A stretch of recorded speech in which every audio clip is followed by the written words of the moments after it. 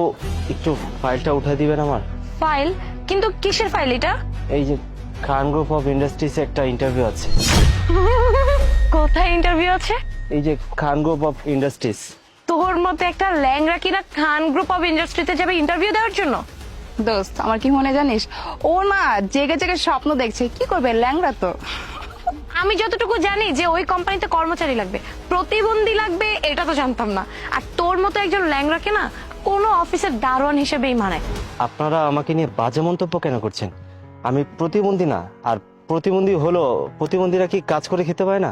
ল্যাংড়ার মুখে আবার বড় বড় বাণী। হুমা ভাইয়া, আপনার কোয়ালিফিকেশন কি একটু শুনি। আরে কোয়ালিফিকেশন দিয়ে কি করবি? যে নিজে দাঁড়াতেই পারে না, একটা ফাইল তুলতে পারে না, সে কিনা যাবে খান গ্রুপে ইন্টারভিউ দেওয়ার জন্য? ওকে কি গেট দিয়ে ঢুকতে দিবে নাকি?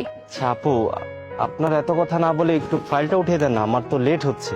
থাকরে এত করে যখন বলতেছে, ফাইলটা উঠানোর ব্যবস্থাই করে দি। ওয়েট, যারপর তোর খান গ্রুপ অফ ইন্ডাস্ট্রিতে ইন্টারভিউ দেওয়ার কোনো জায়গা নেই। তুই রাস্তায় পড়ে পচে মর। আহা, পচে মরতে বলছিস কেন? অটিস্টিক তো, প্রতিবন্ধীদেরকে এখানেই বরঞ্চ মানায়। তোকে যেন আমি খান গ্রুপের আশেপাশেও না দেখি। চল তো। আপু, আরে ভাই, কি হয়েছে আপনার? এভাবে রাস্তায় পড়েছেন যে?